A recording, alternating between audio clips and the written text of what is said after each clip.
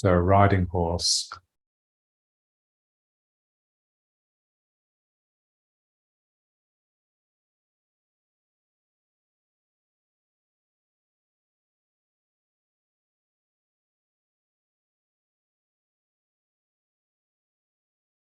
John once said to me, always come back to roundness and to softness. So there's no better posture really for roundness than riding horse.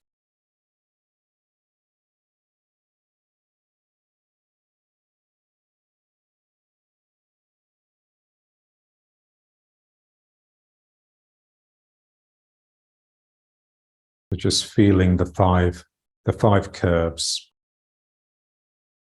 The most important one really is the one in the legs.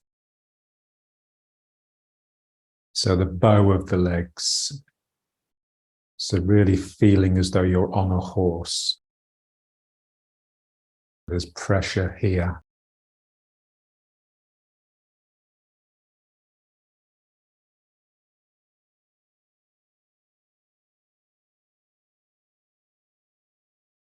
And then the equivalent one in the arms.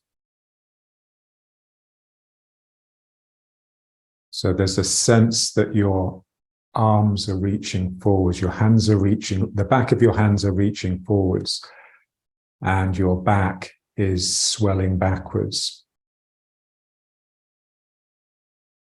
So everything is in equilibrium, nothing's sort of stiff and frozen. So my arms are reaching forwards and my back is falling backwards. And so the arms are very much in equilibrium. The elbows are trying to move out, which means that this is trying to happen. And your hands are pulling towards each other to balance that.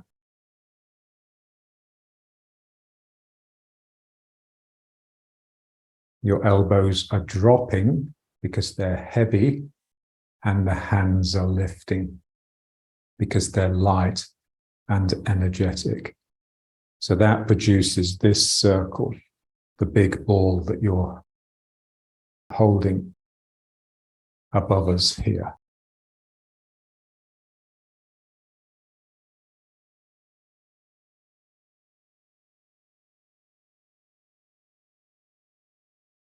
And then the curve of the spine.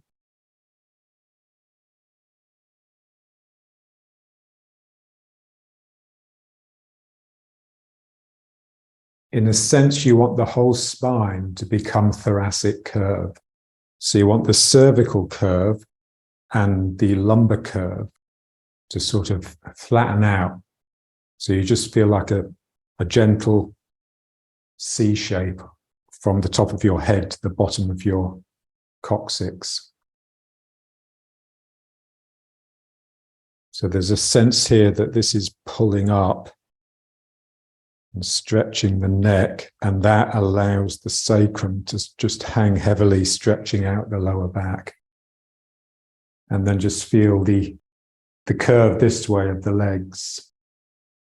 So you want the leg curve and the spinal curve to just sort of blend into each other. So you've got an S shape from the ground to the top of the head.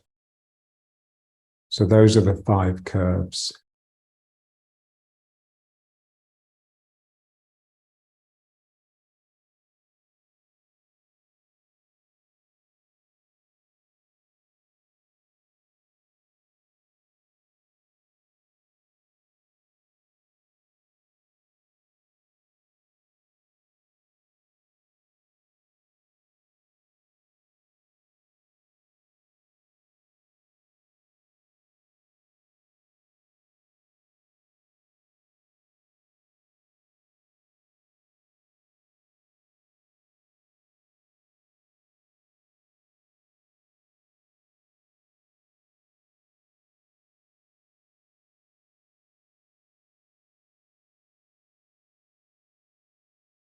And then just mind in the danqian.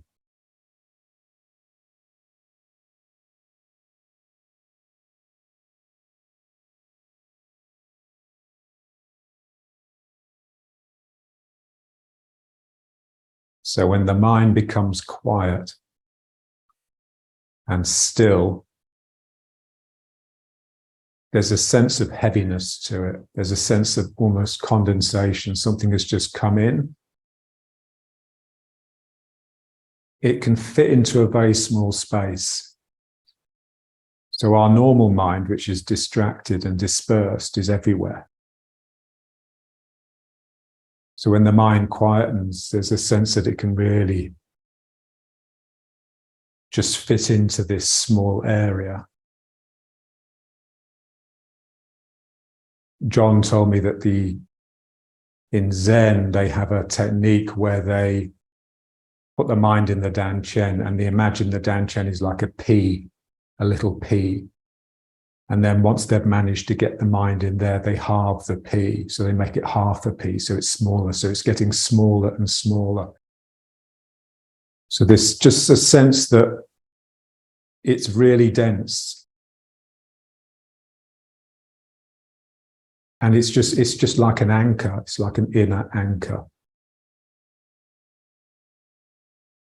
And then you can have a sense that you're gradually getting lighter and lighter, softer and softer as you get further away from that point. So by the time you get to here, you're just very, very soft, almost vaporous.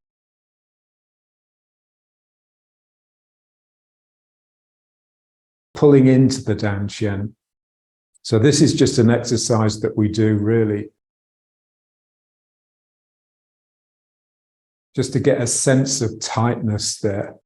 We'd like that sense of tightness to be simply because our mind is quiet. And so it's just naturally come into a small space. But of course, to start with, we don't have that quiet mind. So this is just an exercise just to feel what it's like when this is tight and contained. Just enough very localized tension in the Danchen. And so when you get it right, you'll feel that everything around it opens up, springs open. So the sacroiliacs across the sacrum and the hip joints all spring open if you have just the right amount of tension coming in here. If you have too much, then everything around will get tense as well. So drawing in.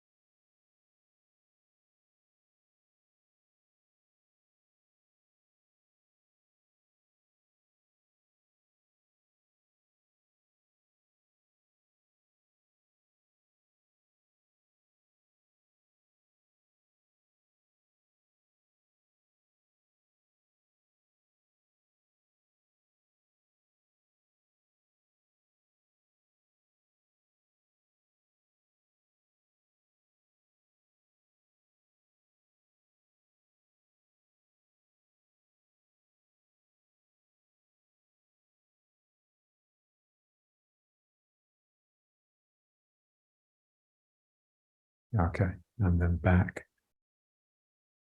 to riding horse for a moment. So just feel this center.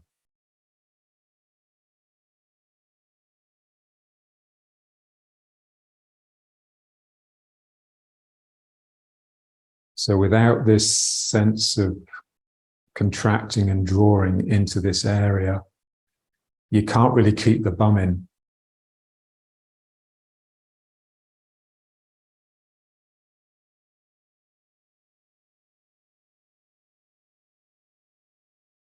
Feel this stretching upwards and the sacrum just hanging down heavily.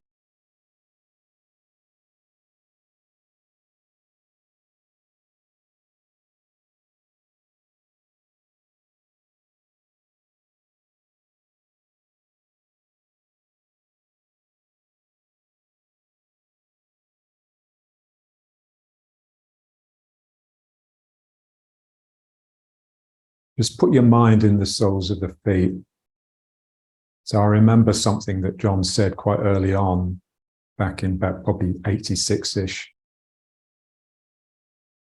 So he said, the foot has two arches. It's got the instep, the inner arch, which in a sense we're trying to strengthen. So that's the falling into the outside edges. But it also has an arch in the middle. It's like you've got a pad, like a big toe pad on the ball of your foot and a little toe pad on the ball of the foot.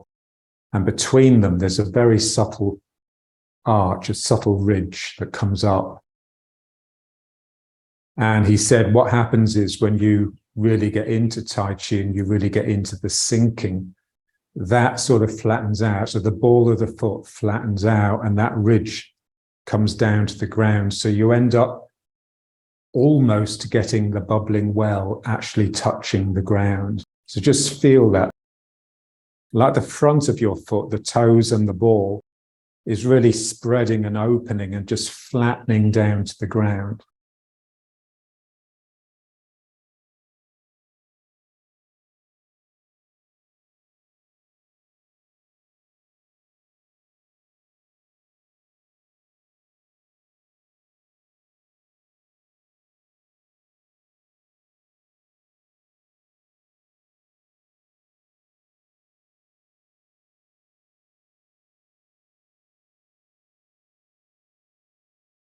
We just really want to feel the ground just sucking at the feet, trying to get as much of the foot in contact with the ground as possible. Now, we don't want the instep to fall down because that'll damage the foot, but we really just want to get as much of the skin of the ball of the foot flat on the ground as possible.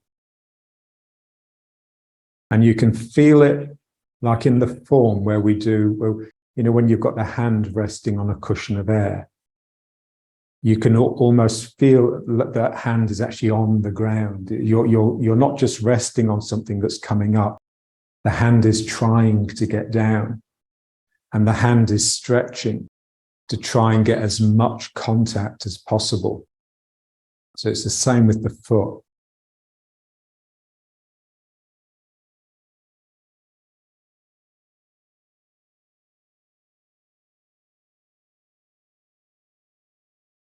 But this is why, you know, having bare feet is actually, I mean, I've just got no idea how John got it with those plastic soled Tai Chi slippers.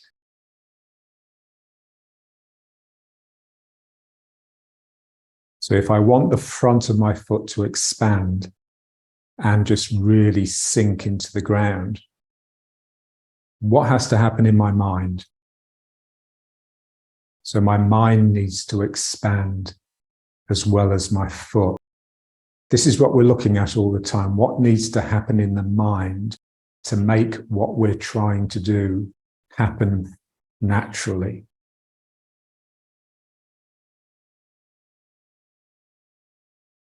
Because even though, you know, our feet are on the ground, that's what they are. They're on the ground. And to develop a root, you need a sense that you're going into the ground. You're not just resting upon it. The same as here. I don't want the feeling that my sacrum is resting upon my legs. This is why the legs are bowed. So I can get a feeling that the sacrum is just lowering between them. So my tail is actually getting into the ground.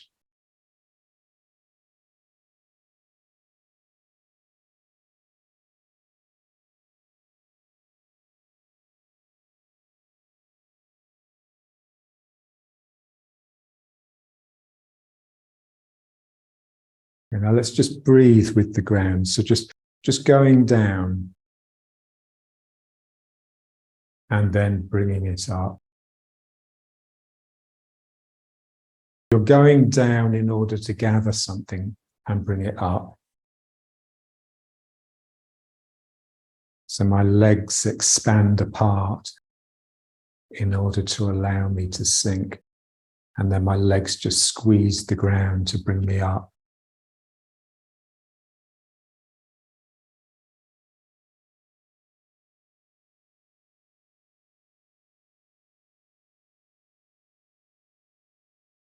Feel the energy that's generated by the squeezing upwards. So what I want is to squeeze my legs like I'm trying to straighten them, but just get them to that point just before I start physically moving. I want to feel that lift through me and then get a sense that it's that lift that's bringing me up rather than the strength in my legs. So I sink down and now my legs just start squeezing and something comes up and that draws me up rather than my legs pushing me up. So the energy is actually leading. The legs generate the energy and the energy moves me. So the legs don't actually move me. So I'm opening here and then here I just squeeze into the ground. So it's difficult because you have to squeeze quite strongly to get the energy. And so you have to really imagine that you're being held down, like someone's trying to push you down into the ground. So I have to push against that. And then I can just generate some energy. This is why we work with resistance all the time. Because to start with, you know, whilst we're sort of dull and insensitive, it's the only way to really generate the energy. So here I'm really squeezing against some resistance.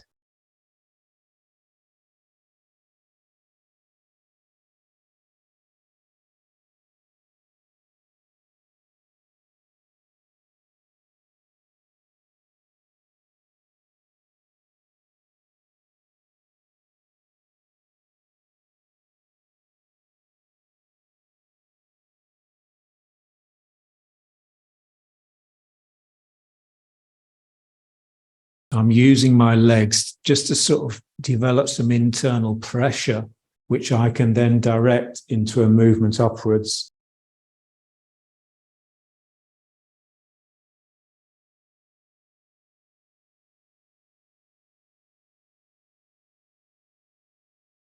So it's quite telling that John actually gave himself a hernia by doing things like this, just generating so much internal pressure that there was actually a rupture.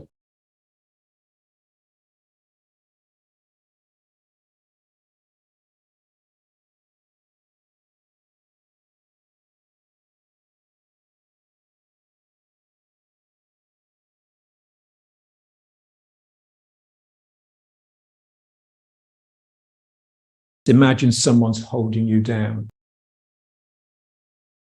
I want to squeeze against them. So there's a difference between a squeeze and a push.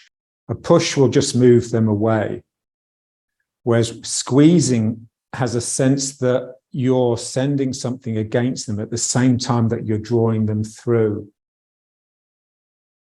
The down here really continues. So it's something in me is still going down as I squeeze and come up against that. So it's not just this down, up, down, up, down, up. It's not a mechanical thing. It's an organic thing. So here, I'm not going against the person. I'm still yielding. So the yielding can be really sort of strong. It seems like resistance, but it's not. You know, you can tell when you work with another person, put your hand on them, and you can tell the difference between them just being present, physically present, and them actually resisting you. There's a world of difference. So we don't want resistance. So as I'm coming up, there's still a sense that I'm taking something down into my legs. And then I can just flow against that.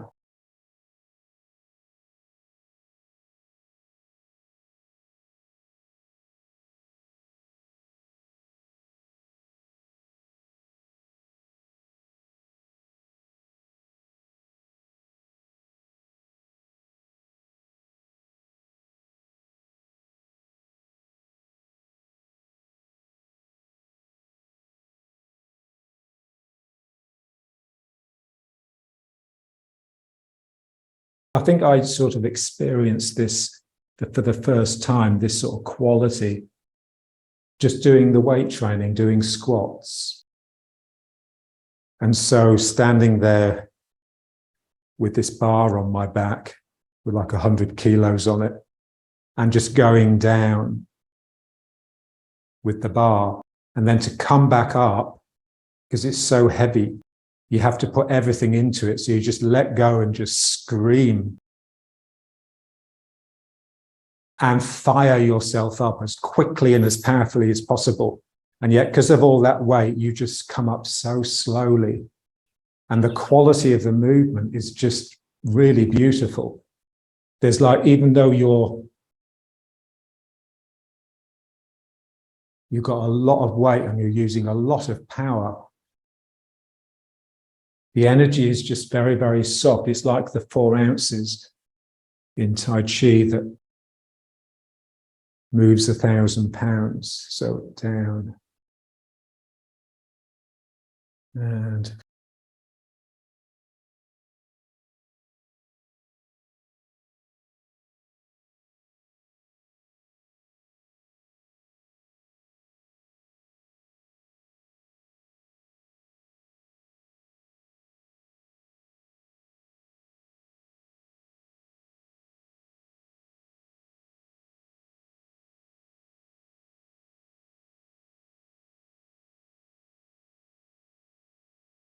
so let's just bring it back to riding horse.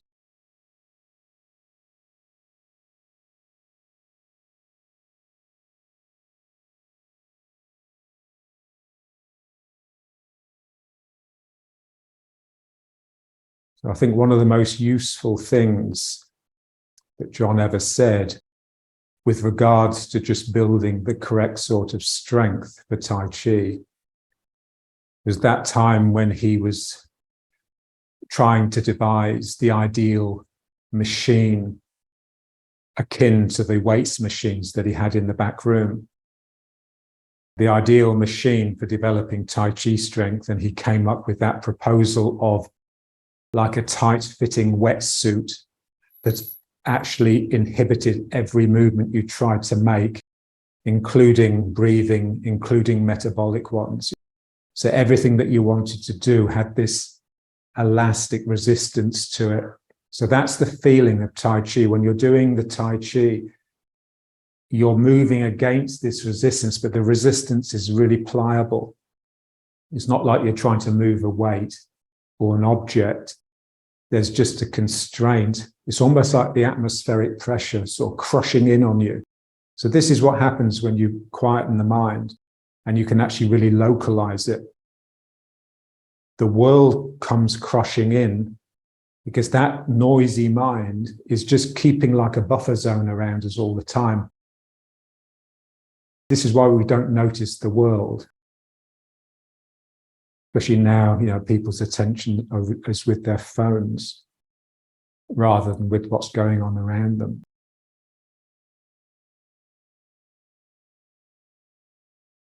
You know, reality, the air, everything is just pressing in strongly, forcing me to just spring back with my awakeness and my vitality.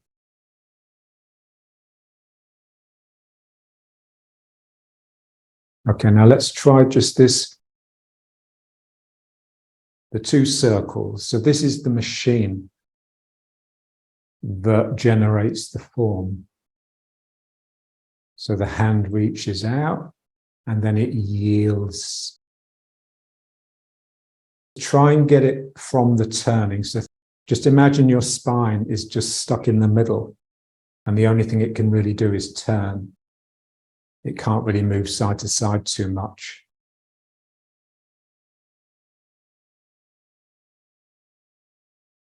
So to start with, the two circles are on the horizontal plane, but then gradually as the hand comes out, it lifts, and as the hand comes in, it drops.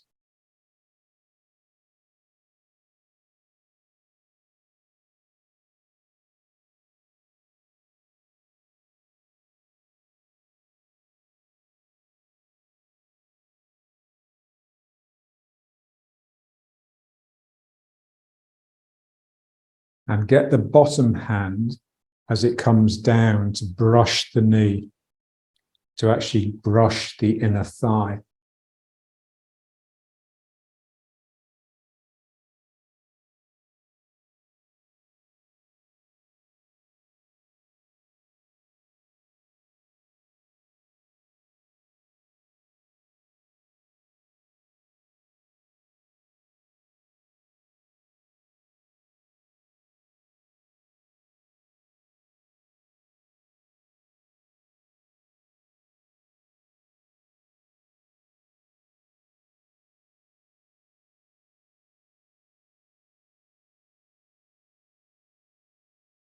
And every now and then, just bring your attention to the soles of the feet. So to the ball of the foot that's just trying to just flatten onto the ground.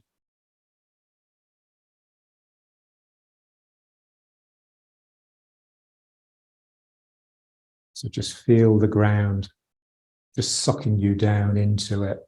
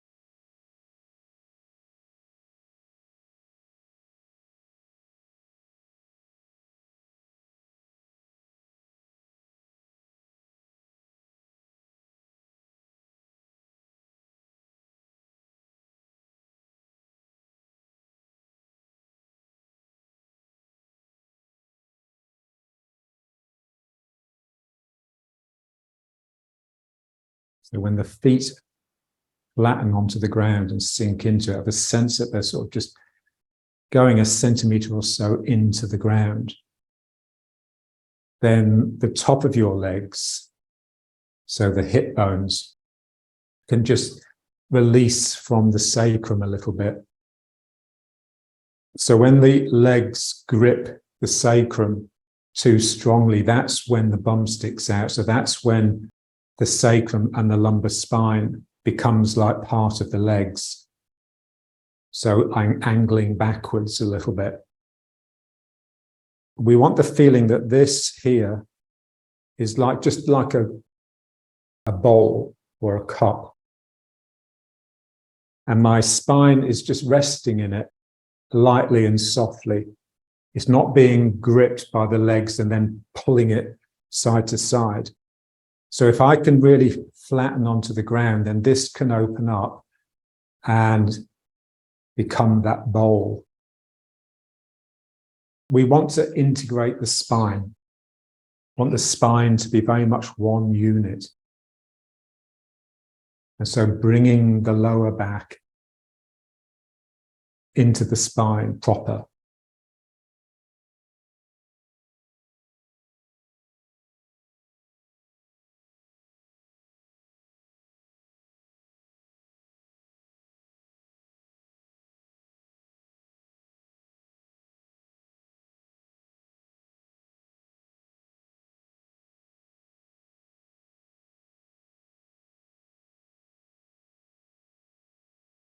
But to get that, it's like you've got to really sink.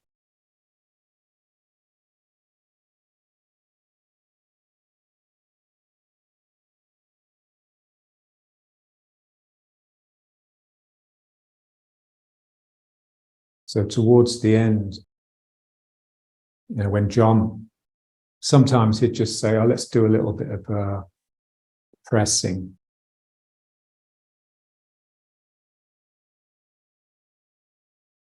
And we'd start, and he would literally just disappear into the ground. There was a real sense that his legs just melted, and he got so close to the ground.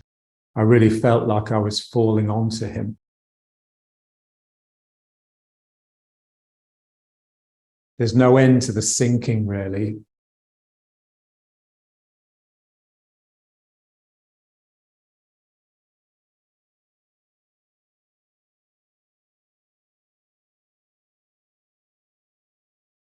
Dantian tight, drawing backwards. So that will help the lower back round out.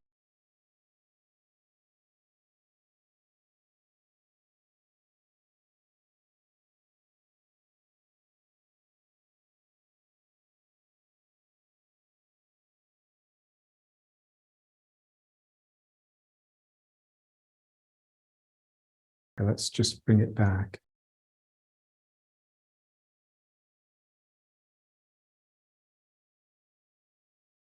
Okay, let's just try just a little bit squatting. This is very good for sort of sinking into this little toe pad of the ball of the foot. It's a part of the foot that's normally quite weak, so a lot of people don't like putting pressure on it. They'd much rather be on the strong big toe side of the ball of the foot.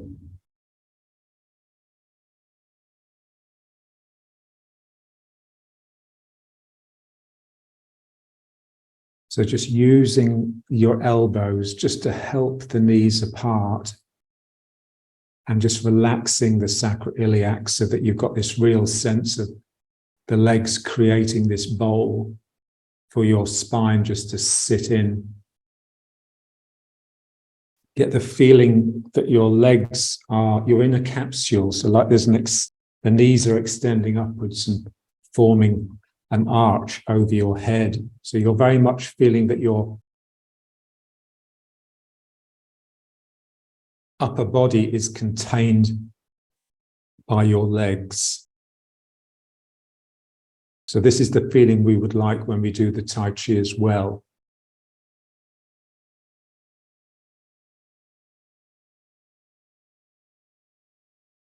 And then just bringing it forwards. And again, just try and just use the elbows to help you into the outside edge.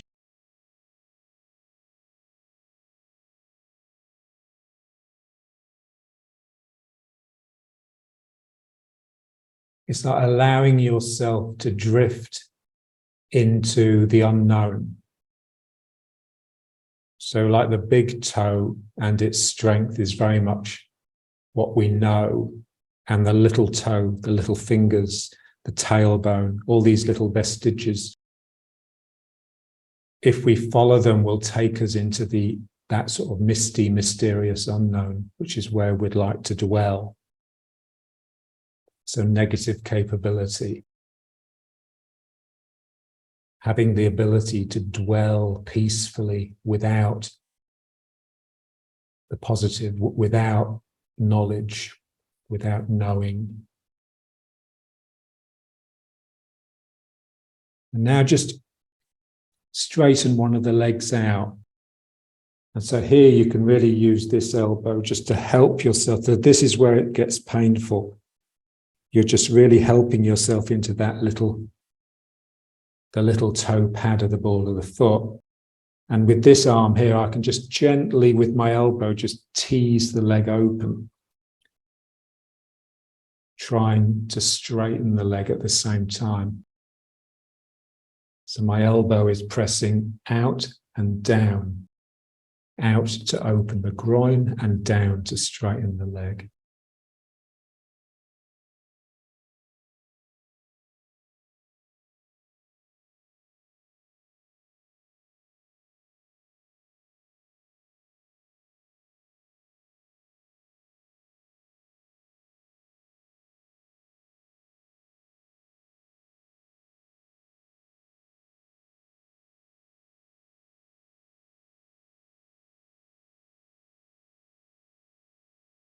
Shifting the weight into the other foot.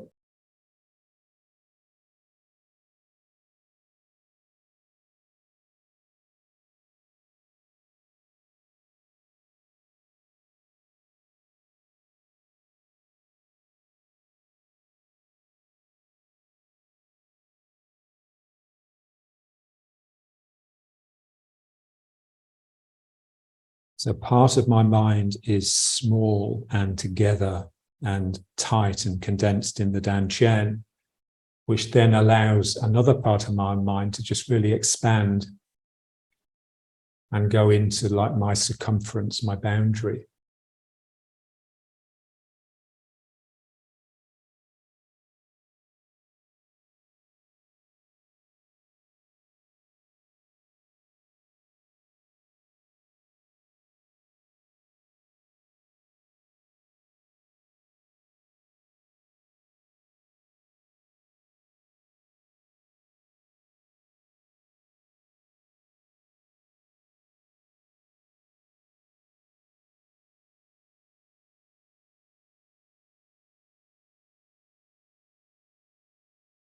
Into the outside edge here. So you want to feel as you sink into the outside edge, it allows something to come up into the big toe pad. If I've got my weight on the big toe pad too much, it will inhibit that. I'll just be frozen on the ground. I won't be sinking into it and rising from it at the same time.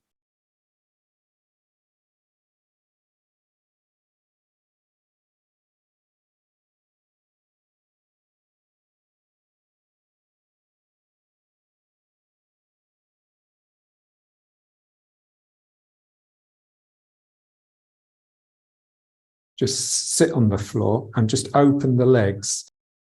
So this is really important, this stretch, just opening the groin here. So the two main stretches that we should practice every day are just the hamstrings, so just straightening the legs and opening here. So I just use this. So I just sort of leaning into the leg.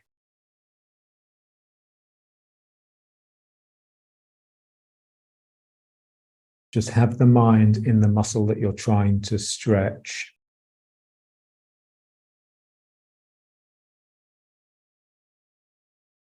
Compassionate mind, a smiling mind.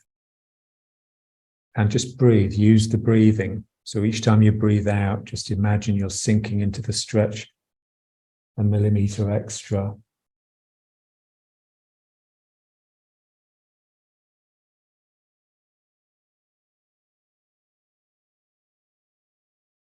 And then the other one. So just try and keep it for like, a minute or so or more before you change.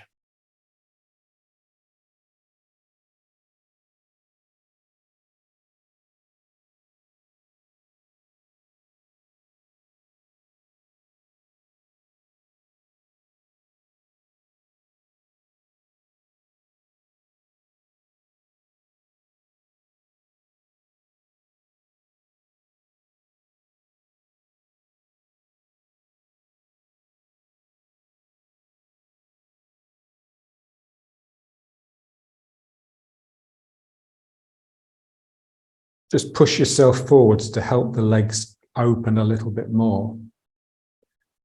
And then just leaning forwards so you can pump this one. So like 1, 2, 3, 4.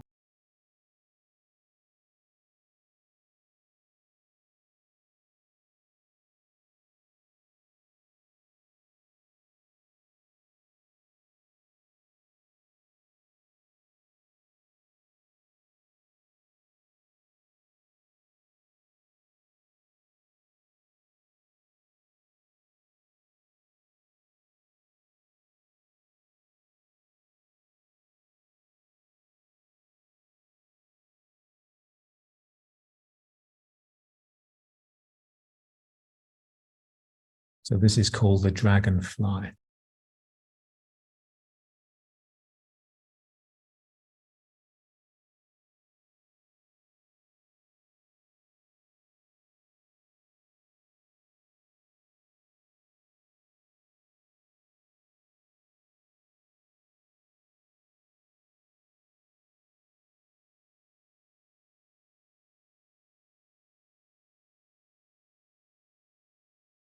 Yeah, so with stretches, it's very important that you don't use force.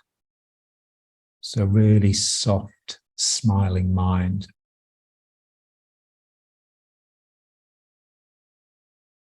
A big mind that's sort of really embracing you, it's enveloping your body.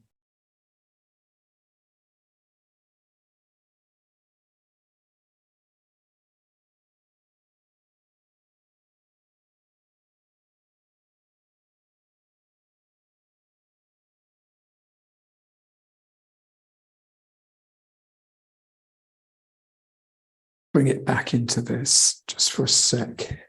So this should feel a lot easier now. So you can always start with these. This is difficult. You can always start with the other.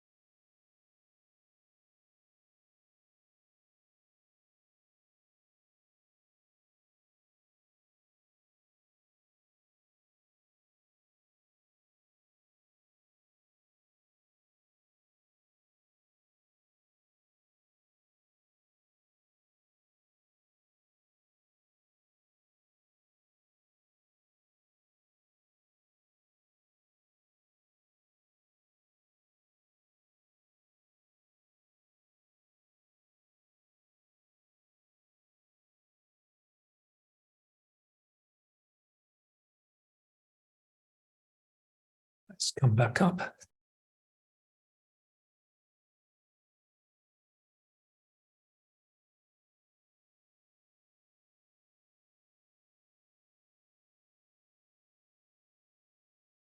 Feeling the feet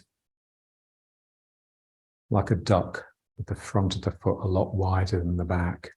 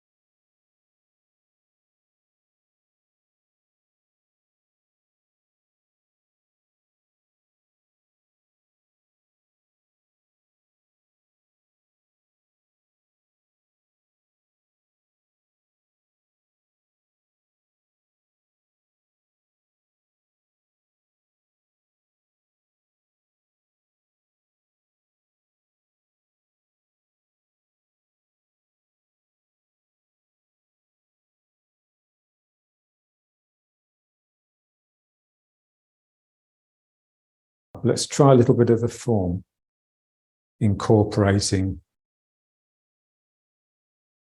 this exercise. So first of all, just attention posture. So here, remember the first instruction in Yung Cheng Fu's 10 points, just the head suspended. And then just a real feeling that there's a looseness in the legs, so my legs can just lower my sacrum down. And as my legs bend, my lower back straightens and lengthens.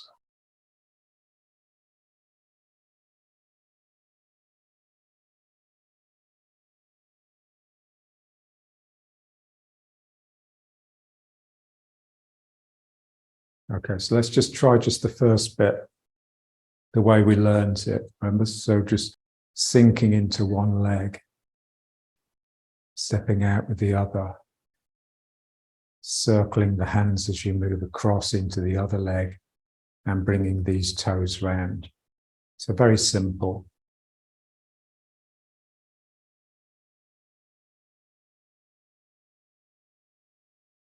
And now let's try it with this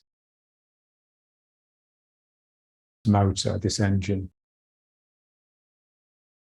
I come into this foot by yielding into it. So when I yield into the same foot so that the energy can come out of the opposite hand for the attack. So that's like simple Tai Chi. So I'm turning here, I'm making this circle that allows this foot to step out. And then I circle around this foot. And then it's as though I'm going to come back into this foot and circle again, but I just use this to bring the toes round, so I stay in this foot.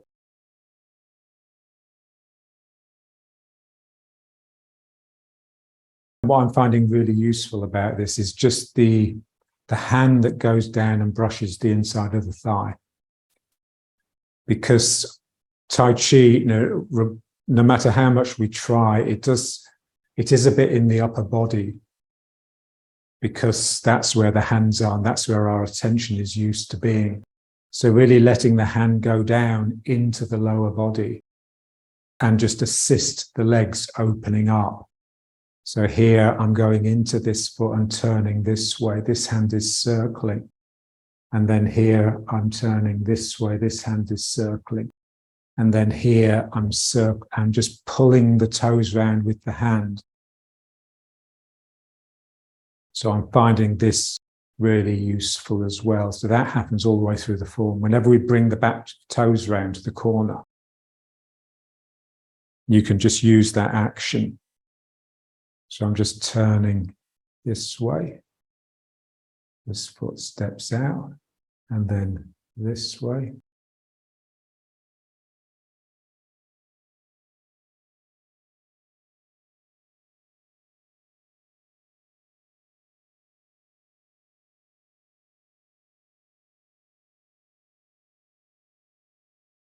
So another thing that's very useful is just lifting the foot quite a way.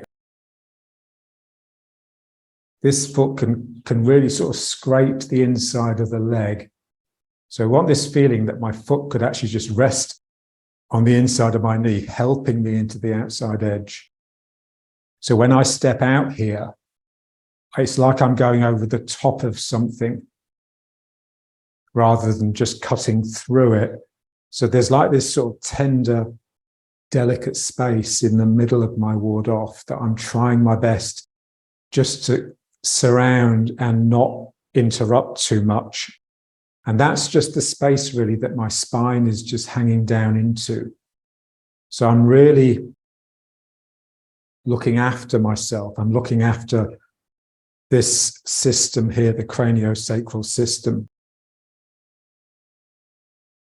So round here, and then this foot can come up and out, and then here, around here, and then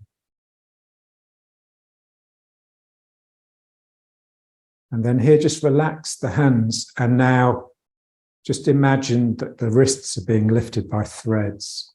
So we want the lift of the hands to assist in the sacrum, in the lower back relaxing, the waist relaxing, and the hips dropping. And then here, just imagine heavy elbows to bring the hands in and take the hands down. So it's all syncing with the sacrum. We imagine the wrists are being pulled up by threads, but ideally what we would like is just to simply be able to just relax here with my sacrum and my lower back, and for that to produce this lightness that's lifting the hands. And then I just bring my attention to the elbows, which are heavy, and that will bring it down. But it's still this sinking.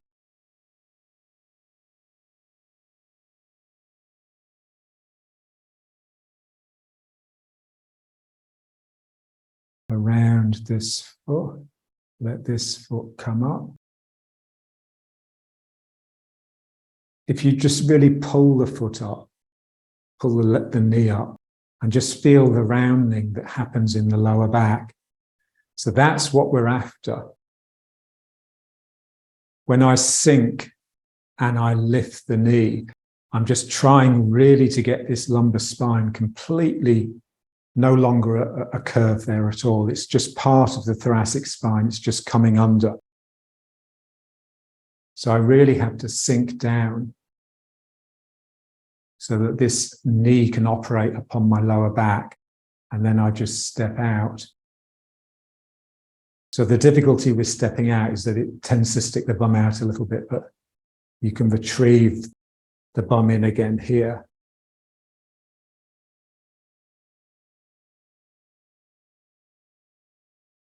Sacrum dropping, which is lifting the wrists, and then sacrum heavy, which is pulling the elbows down. And then the next bit. So someone is attacking, this is my left hand, someone is attacking me with their left hand. So I reach forwards and connect with their wrist, and then I just draw it through. And then this hand comes in and takes over the yield so that this hand can circle again and reach up to the person's elbow. So it's got a real sense of like climbing a rope. You're clambering up the other person's body in order to get as close as possible. Tai Chi is like a cross, a hybrid of boxing and wrestling. From the beginning again, so just around this foot, I just want this knee just to come up, and then I have to step out, and then here, one, and bring the toes round. Relaxing the sacrum, heavy elbows. Okay, now this hand is going to go out. I want the motor that is generating the movement to be as far away from the part of my body that's interacting with the other person as possible. Because if I've got too much mind here, the person will feel it as hardness. So it's this here, it's this brushing of the knee here, this circle that actually sends this hand out. So when my hand goes out, I want it to lift with lightness. It almost evaporates away. And then I can then turn, and then it's sort of condensing.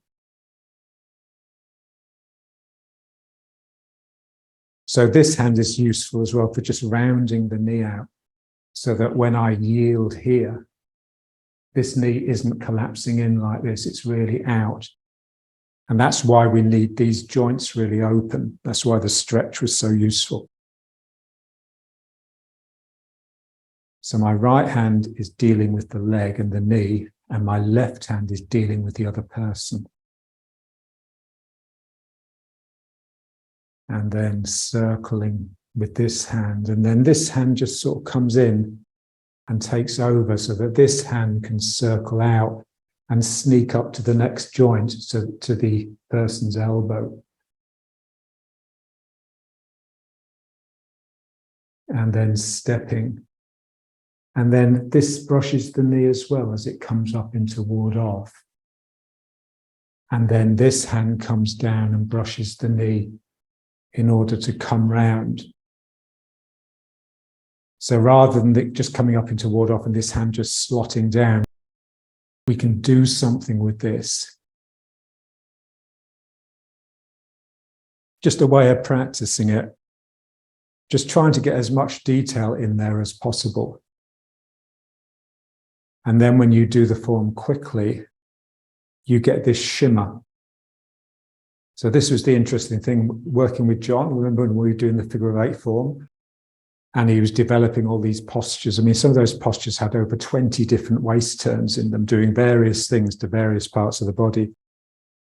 And so it seemed very impractical. And yet when we came to work on them with each other, you doing them incredibly quickly and firing the person away, the more detail that the posture contained, the quicker you could actually do it, because it just demanded spirit. You could, whoa, there'd be just sort of shake, and the energy would just come out really strong. So we're just trying to just pack it full of detail, pack it full of richness.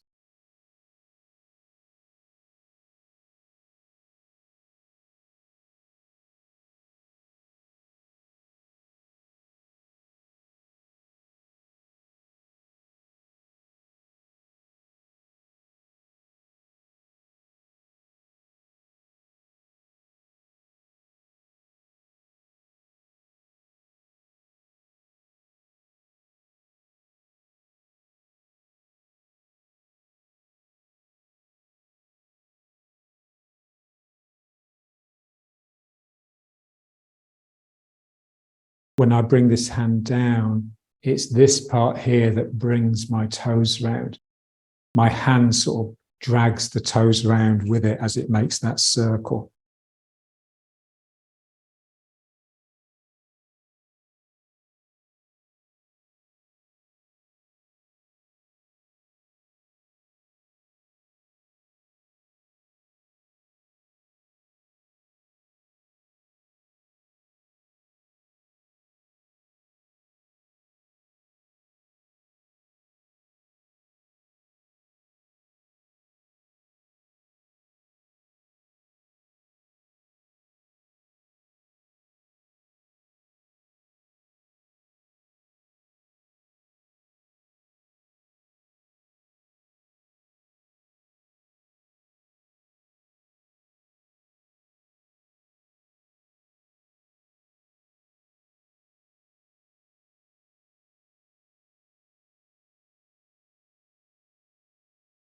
And then the next one, so it's just the same motor, so here. And then here, this just brings the toes round again. It just doesn't drop down and then roll back.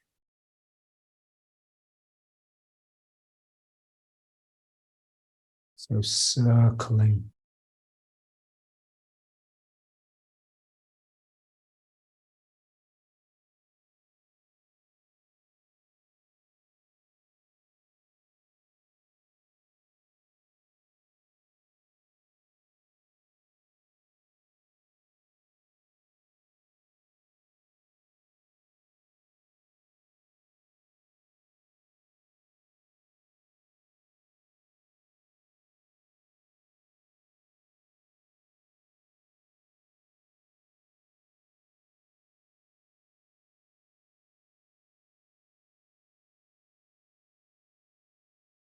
Let's try one more.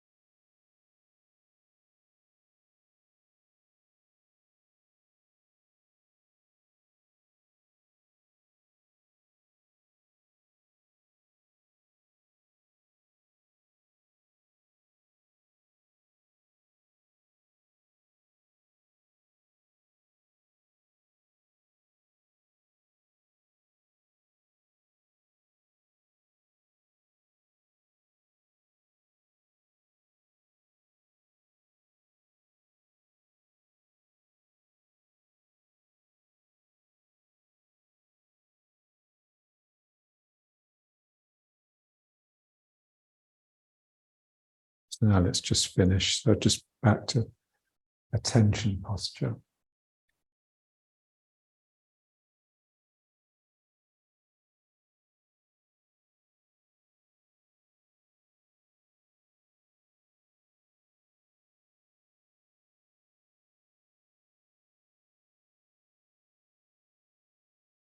So just feel like your sacrum is just so loosely held, it could sort of swing.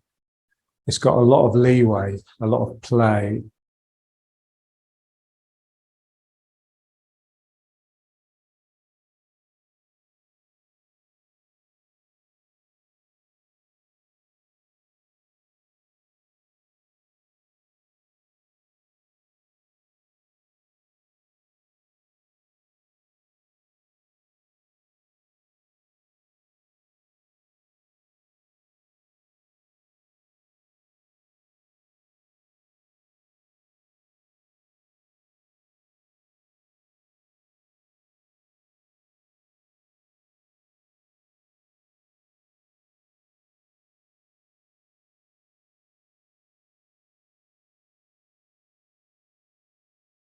And so, you know, that image of like making ice cream, you know, ice cream makers, there's something that's just slowly stirring the cream as its temperature is dropping, as it's in the fridge, to stop the ice becoming crystalline, to give it the smoothness of ice cream. So it's the same thing here. You daren't stop moving. There's like movement all in you all the time. If you let it stop, then everything will just freeze up. So you're just gently teasing and shifting and slipping and sliding and